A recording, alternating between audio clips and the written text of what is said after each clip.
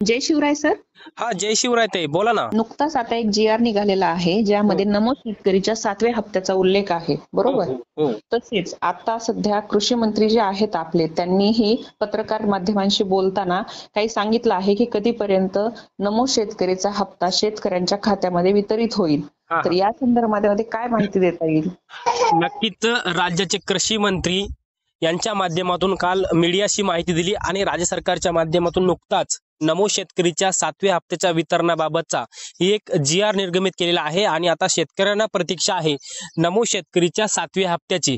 तर या रेकॉर्डिंगच्या माध्यमातून नमो शेतकरीच्या 7व्या हप्त्याची तारीख, कन्फर्म तारीख आपण या रेकॉर्डिंगच्या माध्यमातून सांगूयात आणि नमोचा 7वा आणि 8वा हप्ता हे 2 हप्ते एकत्र येणार का, याचंही उत्तर घेण्याचा प्रयत्न करणार आहोत. याचं उत्तर का की 7व्या हप्त्याचा कालावधी संपलेला आहे, 8व्या हप्त्याचा कालावधी सुरू झालेला आहे, त्यामुळे शेतकऱ्यांच्या मनामध्ये एक संभ्रम आहे. उशीर झाल्यामुळे 7वा आणि 8वा हप्ता एकत्र येईल का, हा सुद्धा बरोबर. शेतकऱ्यांना प्रश्न होता.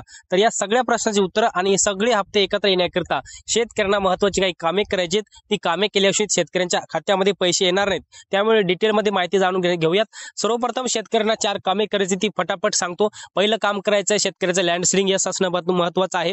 दुसरं काम आहे शेतकऱ्याच्या आधारला बँक खातं लिंक असणं अत्यंत महत्त्वाचं आहे. तिसरं काम म्हणजे शेतकऱ्याची पीएम किसानची आणि नमो शेतकरीची केवायसी करणं महत्त्वाचं आहे. केवायसी नसेल तर त्या शेतकऱ्याच्या बँक खात्यामध्ये पैसे येणार नाहीत.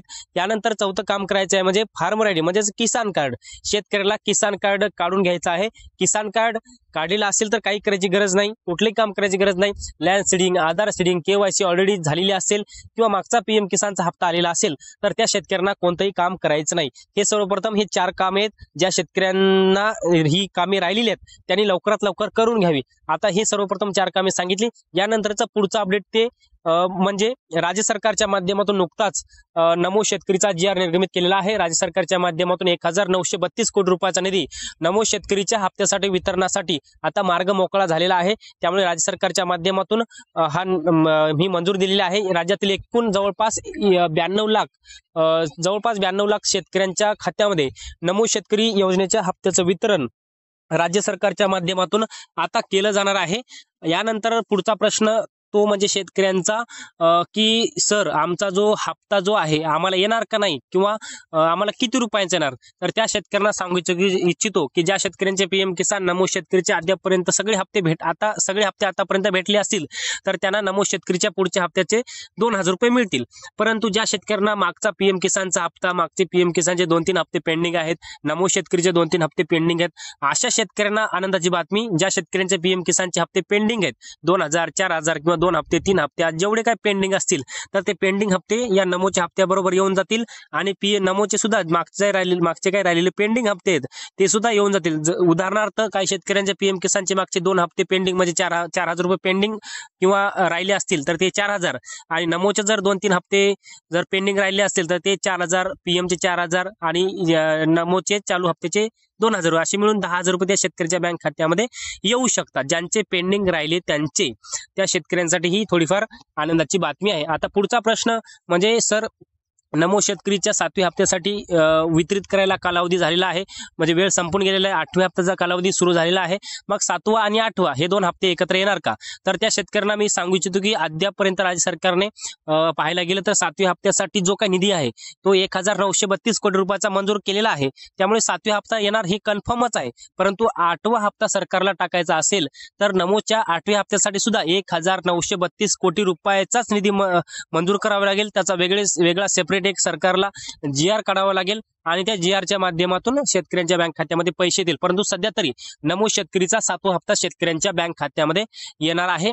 आणि आता मी तुम्हाला सर्वप्रथम त्या हप्त्याची तारीख सांगतो. जवळपास 9 तारखेला म्हणजे येणाऱ्या मंगळवारच्या दिवशी, कारण की राज्याचे नवनिर्वाचित कृषी मंत्री दत्तामामा भरणे यांनी सुद्धा तारीख डिक्लेअर केलेली आहे. साधारणतः त्यांनी सांगितलेलं आहे की 9 तारखेपर्यंत 9 सप्टेंबर 2025 पर्यंत नमो शेतकरी योजनेच्या 7व्या हप्त्याचं वितरण राज्याचे मुख्यमंत्री देवेंद्र फडणवीसांच्या माध्यमातून डीबीटी म्हणजेच डायरेक्ट थेट हस्तांतरण लाभाद्वारे शेतकऱ्यांच्या बँक खात्यामध्ये 9 तारखेला या हप्त्याचं वितरण होईल, अशी माहिती राज्याचे कृषी मंत्री दत्तामामा भरणे यांनी मीडियाशी बोलताना ही माहिती सर्वप्रथम दिलेली आहे.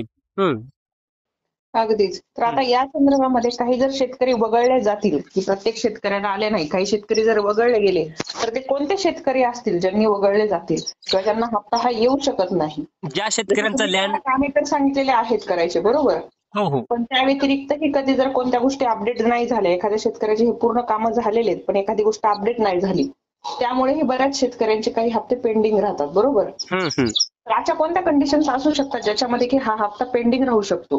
हा, ज्या शेतकऱ्याचे हे पेंडिंग आहेत तर त्या शेतकऱ्यांना लवकरात लवकर हे कामं करून घ्या. परंतु तरी देखील सुद्धा त्या शेतकऱ्यांची ही कामे पेंडिंग राहिलेली असतील तर त्यांनाही काही अडचण नाही, हप्ता येणार नाही. परंतु पुढच्या काही दिवसामध्ये कामं झाली तर तो त्या हप्ता पेंडिंग राहिलेला हप्ता त्यांच्या ती कामे ओके झाल्यावर त्या शेतकऱ्यांच्या बँक खात्यामध्ये त्या हप्त्याचं वितरण होईल. त्यामुळे त्या शेतकऱ्यांना ही कामे करणे अत्यंत महत्वाचं आणि गरजेचं देखील सुद्धा आहे. आणि तसेच मागचे जर कोणाचे काही हप्ते पेंडिंग असेल तर याच हप्त्यासोबत येतील का? हो ना, नक्कीच. ज्या शेतकऱ्यांचे मागचे काही पीएम किसानचे असतील किंवा नमो शेतकरीचे असतील, जेवढे काही हप्ते पेंडिंग आहेत त्या शेतकऱ्यांना हे हप्ते 100% या नमोच्या 7व्या हप्त्याबरोबर येतील, असं राज्याचे कृषी मंत्री दत्तामामा भरणे यांनी स्वतः काल माहिती दिलेली आहे. आणि नमोच्या जे काही 3 सप्टेंबर रोजी जी आर निर्गमित झाला त्या जी आर मध्ये सुद्धा तसा उल्लेख केलेला आहे. अगदीच. एवढी सविस्तर माहिती दिल्याबद्दल धन्यवाद सर. नक्कीच, धन्यवाद. सर्व शेतकरी बांधवांना ही विनंती आहे की जर यामध्ये अजून कोणत्याही प्रश्नाची काही माहिती हवी असेल तर आम्हाला कमेंटमध्ये नक्की विचारा. सर्वजण या चॅनलशी जोडले राहा, पाहत राहा कृषी कल्याण चॅनल, शेतकऱ्यांच्या हिताचं शेतकऱ्यांसाठी. धन्यवाद सर. नक्कीच, धन्यवाद.